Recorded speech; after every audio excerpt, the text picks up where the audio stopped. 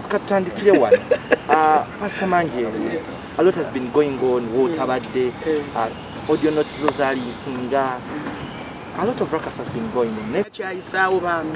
Yeah, I take one after the way. I think about your link. So whoever when I get na ye attack and track on akafulumya atene kagenda wabuliwamu kwaba kamwa access okuyisa kyayagala. Bwaba yagala kuwasa, which is okay. Omulabye yagala soka tegeera. Mwesinkana mukya. We met in the US. Na mumanyanga muna Uganda. I think 1993 ngorede mbera Bulaya kuba nagende Bulaya nga ndi wa myaka 17 mu 1987 nekoma ku Uganda mu 1993 nenkolanga enkungana mu Jinja Stadium buli wamuona nga mukama nkwesa nnyo nzijukiro wino oyo baje bana ba muzimba nga tugenda ntukuba olukungana enkungana before I went back to the US. So lumu minister go bayita omugenzi Balak Chiria yakola omulimu omunene nnyo mulambo wange as far as my international life na nyaniriza ku parliament okumusinkana wali office ye 1993. So I went to the parliament. So when I get to parliament okusinkana the minister mukulu Katongole agamba nti naye yali agenzeyo nga inago agenze okulaba nandaba nga ninnya madala ga parliament okusinzira kuba namubuuza why do you want to marry me bwansanga mu America kubanga nakulira mu two different cultures. I struggle with two different cultures, the Ugandan culture and also the American culture. So there are sometimes mbali n'okujjukira okufukamira ate nga ate eriti siwe bibeera eri nesazaalawo omugwa mu kifuba and it's normal. Eno waliyo obuko. Exactly, eno waliwo obuko. So I struggle with two different cultures era abantu abantegeera bagenda bantegeera mpola mpola. So I was nga ntambula ku parliament agamba nti nanengera nga ninnya madala mu 1993 nga ndi wa myaka 23 kubanga mwami Katongole ansingako omukulu yazaliwa myaka jankaaga nazaliwa mu 1970. So mukulu ddala nsingira ddala omukulu. So and mama we nga akyali mulamu yali mukwano gwange nnyo nga ngenda nnyo emitano okumulabirira n'okumushoppingira ebyomunju buli kimu kyonna mu nnimiro ze tugenda so nga mbuulira mutabani we ambuulira gwe yamuzaali and all that. So mba nnyingira mu parliament aga nti ye story yaga nti bwe yandaba nga nnyingira mu parliament nga ngenda okulaba honorable Balak Chiria the late naga nti mukama singa ompa omwalo ne muwasa kati nganze 1993 mbera mu America mbera I think omusajja bw'aba ayagala omukazi bambi sometimes ate simunenya aba alina okukukombisinga sondoza yamanya nti singa ntegere bye Tanzania sandikiriza definitely sandikiriza kubanga yali awasiza. So bwakinkweka ekyo ate nange mu America nampasa kyankola bubi. Tanzania yali awasa. Exactly, but I didn't know about it until after we wedded in the US. So volaba nti no waliwo embaga bbiri rezajjange yange tuli naye ate nga n'olyo tegera era kyobola basinza kuyisamu mukyalo oyo maaso kubanga teyamanya naye ate okusinira byangambanga nti bali bayawukana. So it's a long story. Kakati ye okundaba ku parliament naga nti mukama singa omukyalo oyo muwasa ate yaliko ne muzeeyi Kayiwa gwenzisamu ekitiibwa ku Namirembe Christian Fellowship agamba nti nayo yali yokko yakulira yokko ng'abeera ne muganda we bamuyitanga kinene oba yangamba kinene ng'abeera n'akulabye. Pastor Manjeri, embaga yammwe yaliwo ddi era ebimu ku bibala by'obufumbo be baana omulinamu abaana bameka? Okay, that's beautiful. I told you to be very honest, right? Mwami Katongole mwinamu abalongo. Okay? Ndina alongo yanzalamu abalongo and I'm not going to hide anything. I don't have anything to worry about. Kubanga ndi musumba ndi mulokole and sometimes the Lord allows the situations we go through kubantu bako betuyamba. Time eyo nyine nganzijeko mu Uganda mu 1993 nsobola okuddamu ekibuuzo kyo nti n'abaana bameka era ninamu abaana bameka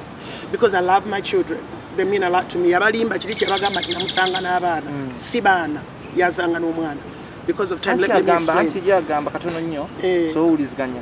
mu byeyogera agamba napangisa ennyumba emuyenga bwe mpangisa ennyumba emuyenga nembeerako mu Uganda between 1993 until the end of 1994. Now nga ndi mu nyumba emuyenga twalina neighbor oyo dda eyandibadde ba member of parliament nga babayita ndooza CA ndooza abamu muli bato temujjukira ba CA oba I think the person was also an RDC. He was also a member of parliament and from what I understand kati ne family ye ne mukyala wo mulungi ennyo ate nga bafumbo bampeta tabeera Uganda oba tebabeera Uganda. Now ebiseera ebyo mu Uganda tetwalinanga masimu ga cellphone tetwalina simu za cellphone ez'omungalo no nga landlines. Okay, kati nze olwokuba nali nzizeeko mu Uganda mberemu omwaka gumu kati nga siraba lwaki nteeka essimu mu nyumba y'emuyenga. Okay, so nga tulina okgenda ewa neighbor tulabe nga tukose ku ssimu kubanga nina abawagizi bange abayimanga mu America okunsindikira kasente so nga nina okugenda wa neighbor okufuna enamba ya Western Union nga bakubye essimu era nga tutambula gate yange nga teri wala nnyo okay samanya nti mukulu ono bambi gwessamu ekitiibwa era gwe sigenda kuswaza ku TV nti yali aneegomba so that is I should say 94 wakati wa 94 so now ngenzeyo okufuna essimu okay nalina omwala yali amperekedde omwalo nga bamuyita Barbara Migamba I remember Barbara very well azaalibwa Buwenge side ze Kamuli Busoga amperekeddeko kakati essimu eri mu kisenge tayagala Barbara akoleki agende nange esimu eri mu kisenge naye ngamba Barbara agende nange mu kisenge ate nga ndi muto I was 23 ate nali ndabika bulungi you know those years I was atezo nali muyitirivu nnyo so ndowooza it was tempting to him kakati nze kwagala okozesa essimu tetulina cellphone emyaka egyo mujjukire ti cellphone zino zajjoba 2001 as far as Uganda tutuuse mu kisenge nankwata. Were you raped? Yes, to have a kid. Ye mutabani wanga Isaiah gwe yansanga naye sibaana jukira ndi muweereza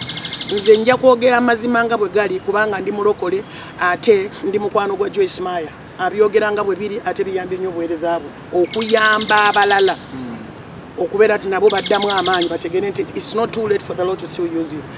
Kakati bwe nsimbula ngenda okulaba I've missed my period emyaka egyo bwali strict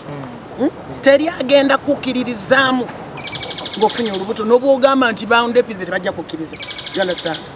wow era sijja kwogera linnya li because I have to respect naye nga mwami Katongole si yakukwata si mwami Katongole aha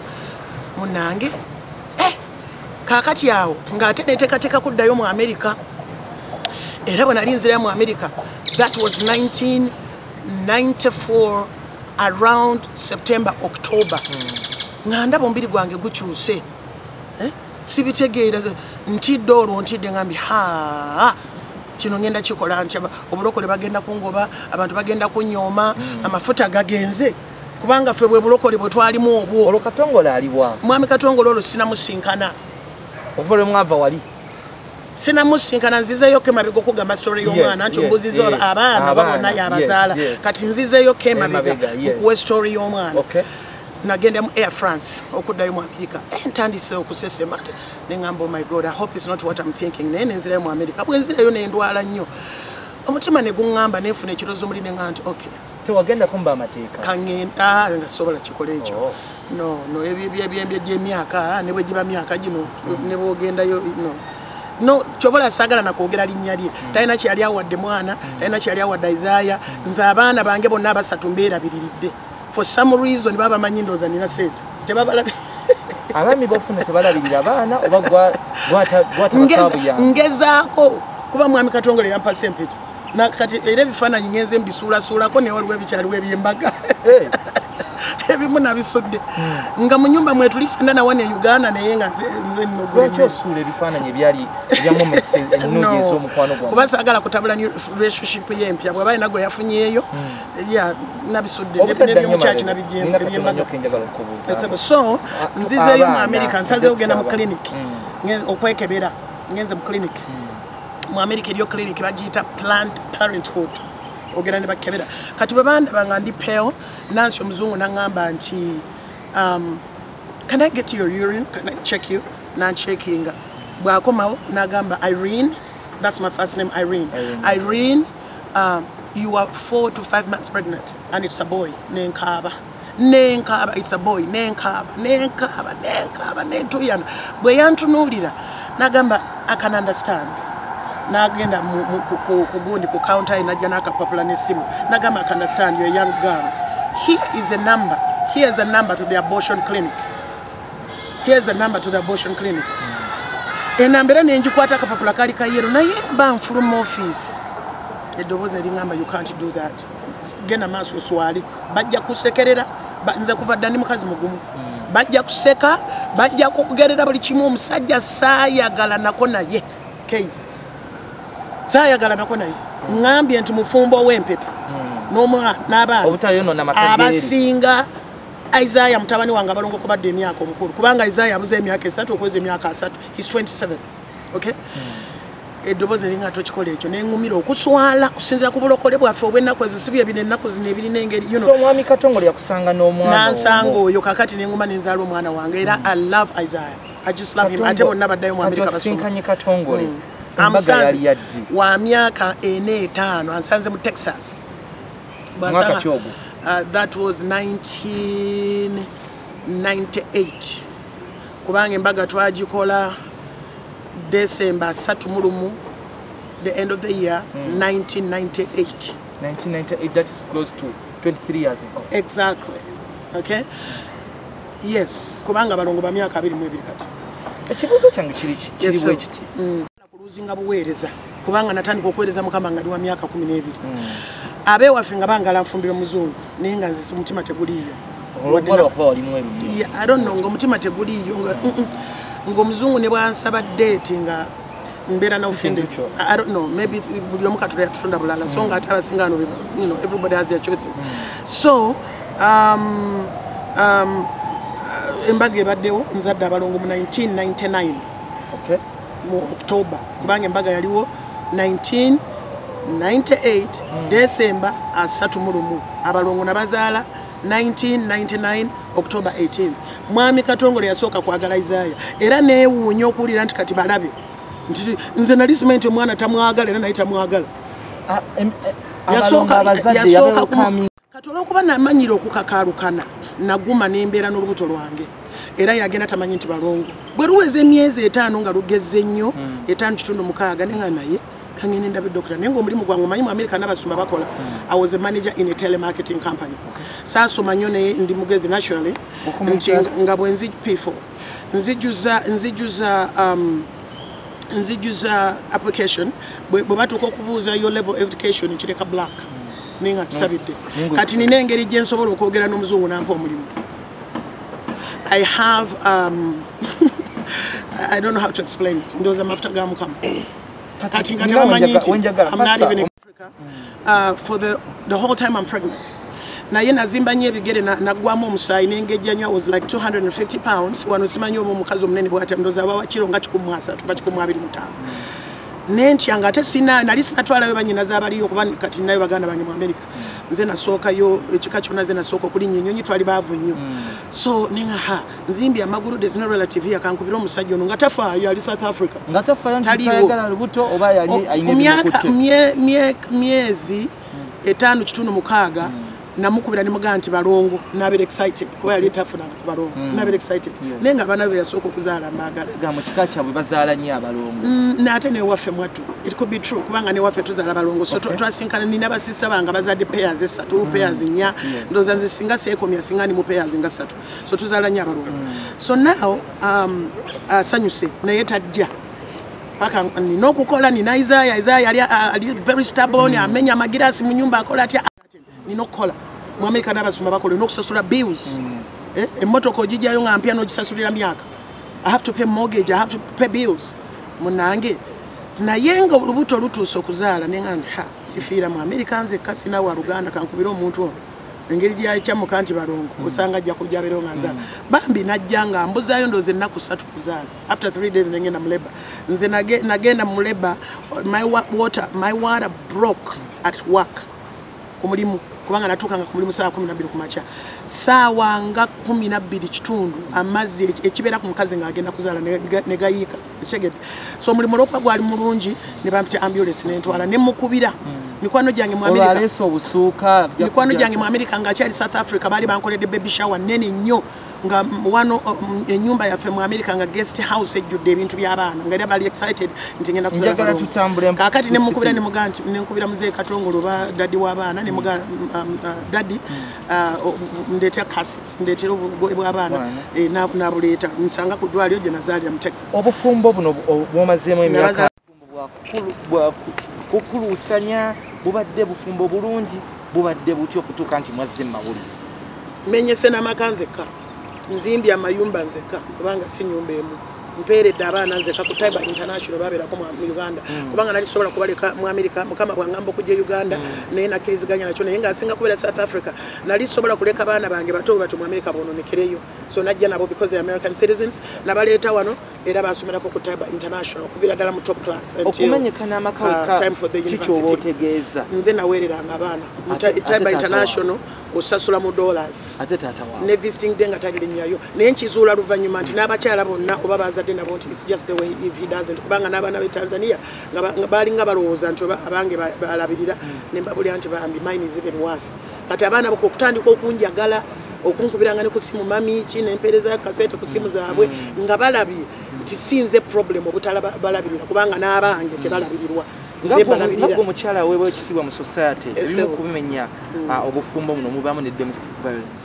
did you experience this mwami Katongole sijja muwayiriza takuba mukazi naye akukubisa emotional abuse mu America bakiyita emotional abuse eneeyisa ye kugamba kati ng'ekyokulimba abantu munamusibira ebweru sobola kukola ekyo ennyumba z'abasumba zijjula abantu ani yandisigadde nga nzikiririzaamu nasigala ng'asabira ku private theatre oba mu Bethel Healing Center nga balaba abantu okyalinga omusajja you can't lock a man outside alimba he's very good at lying ate bw'asanga banyumirwa eŋŋamba aba abafunye musajja mulungi nenga bambi ye weakness ye alimba simusibirangako bweru emundu abapoliisi abatukuma oba basirikale ekuumibwa musirikale ali well trained nanyiniyo yalina obuyinza obugikwatako sirina buyinza bukwata ku mundu ya musirikale era AK47 tewali yamusonga mu mundu ebyo byonna bulimba 100% of that media interview abakyaginyumirwa muwuliriza bulimba bwe muli mukama bwali batuusa mu ggulu nga temugenze mugeyeena muliraba amazima kuba tegeekweka era tasulangako mmotoka maka gaffe kuva ddana kati gajjudde abantu boys quarters zijjula abantu ennyumba enene nejjula abantu ng'osibira otyo omusajja ebweru yani bagambye nti kuva dde akoma 67 gwa kiro oba aba yali avanga mu service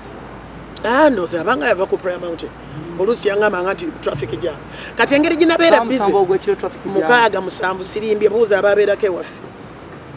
era singa ebyo byayogera badde bituufu wandibaddewo abamwanukudde bamwewunya bwewunya kubanga ababeeranga time yatuuka nembeera nga sialina love naye nga ngumye olw'obuweereza nga saagala kuluzinga buweereza mukulu case because I am what I am because of serving the Lord so nagamba nga naye ate bawulire nti ate njawukanye n'omusajja ate Bible egamba God hates divorce kati nentandika okusoma ennyo Bible mukulu case nze nsoma Bible emirundi 3 omwaka gulimu emyezi 12 so every 4 months I'm reading both translation both testaments Old and New each quarter of the year nsoma Bible mirundi 3 kati nengenda nga studying kati as much as nali nesibye ku kigambo God hates divorce when I taking time atenga I'm in a miserable marriage when I taking a time oh my God taina love Katongole other than just okwefukuta mu kitanda that's all taina love ngalabika ng'omusajja asobola okwagala omukyalo obulungi no era ko bambi mpozika omupyana amusomesa nti mpuli ennaku zina abakazi basomesa abasajja la nali nga sagala kuluzinga buweereza naye kakati webituuse bwe ndaba bajoysimaya bannanga aboogera amazima nti kitaabwe babatekanga embuto ne bazibagisaamu n'abanga jiza zenamboole buli walaga sikyalina kyentya saaliko na relationship na taata waizaayi olidde neera nomwami Katongole yansanga naye si baana siri mukazi musiru asobola okukweka abaana bange olw'omusajja I can't do that. Katongole okyamwagala ku mutima njagala bambi njogere nga muwa respect yogera naye n'abalokole bafa otegedde so I think I've been risking kubanga if you're going to have children with more than one woman I'm risking my health n'abalokole bafa wano twakakaaba basumba batufuddeko mu COVID so kiri okitegedde kyeŋŋamba so no time yatuuka nengenda nga kikendera mpula naye nga nkigumidde lwa buweereza nga saagala kanisa egwe okutuusa mukama lwe yakimbikulira ng'asomye Bible again. God hates divorce but when you read in the book of Matthew except for fornication or death if God hates wabeerawo obwenzi you can divorce obwenzi Katonda akkiriza okudivorcinga mu tusome Bible akkiriza okudivorcinga nga mumuna yenzi mwene embeera ani yali omwenzi saagala nze senda so azadde bweru yabeera omwenzi lwaki kigambibwa nti no yakuwa divorce papers omwali mu United States of America alabika waliwo kyeyali agoba nga kitegeeza we are divorced Mr. K please wasoma yes kati holy matrimony amateeka gakola bulala in different countries. Amawanga g'ebulaaya omukazi oba omusajja asobola okudivorcinga munne in absence, in their absence. Yes. N'alimba kooti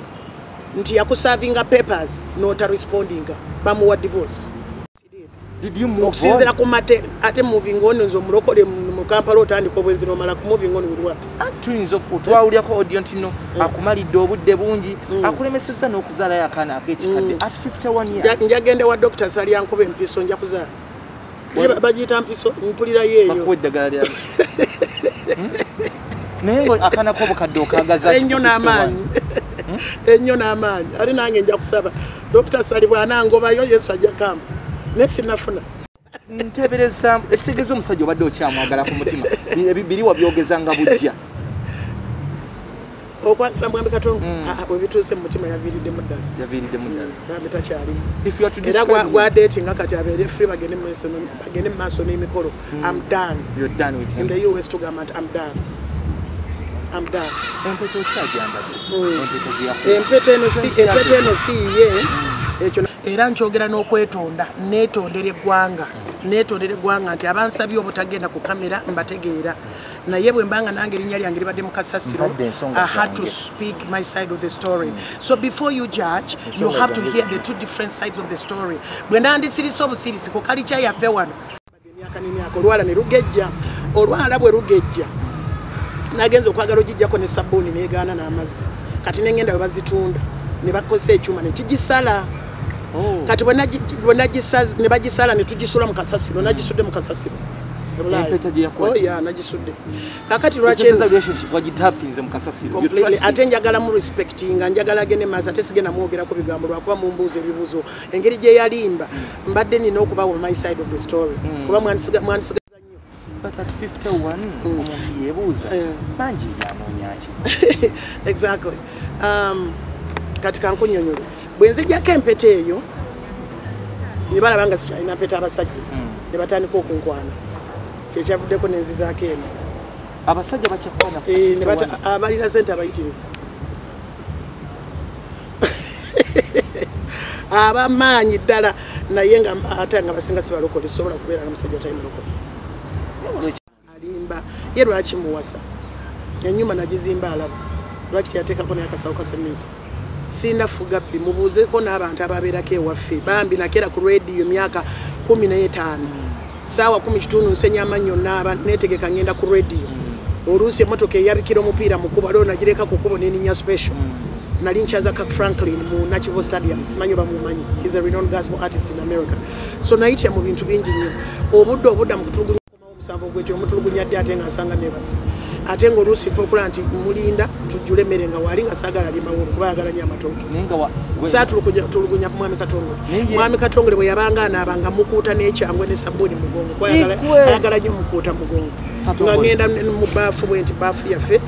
ziringa jakuzi ne mukuutako mugongo oyo omukazi aba kutulugunya emmotoka ye nga teri mu mafuta nga ngitwala nga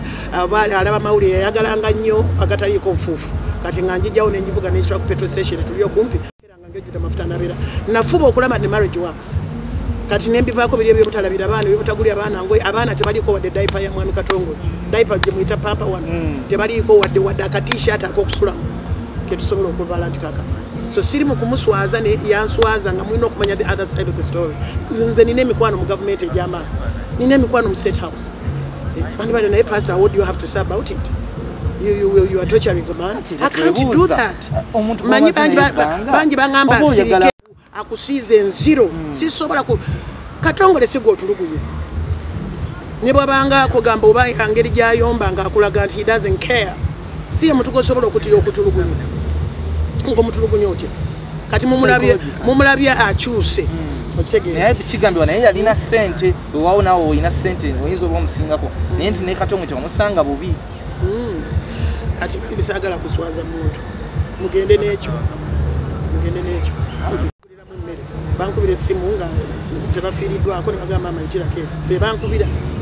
nengula enkota z'amatooke nengula Shoprite wabeereddewo babiki oba supermarket biki nsanga yakaweddeko nensasula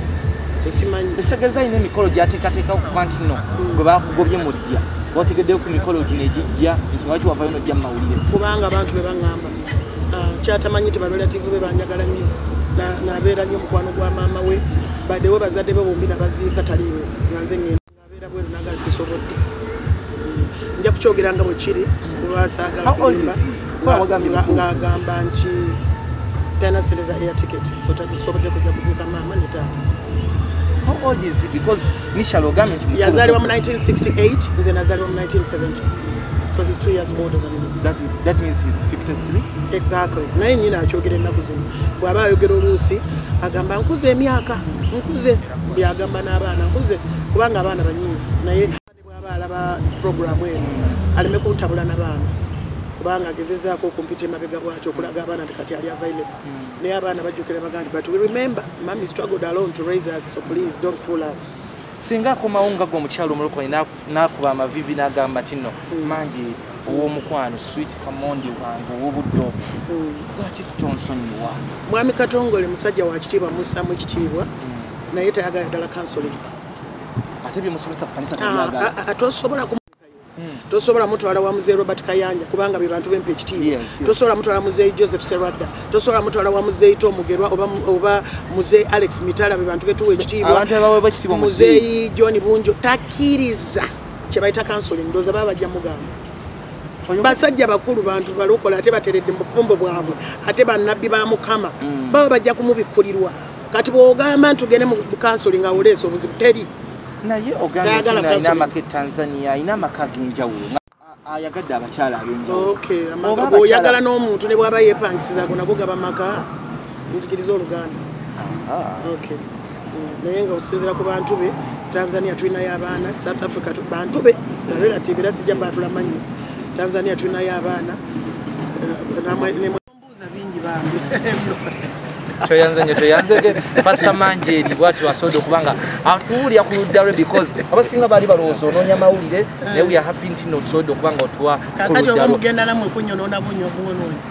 ongera ate kuvuluka buvuzi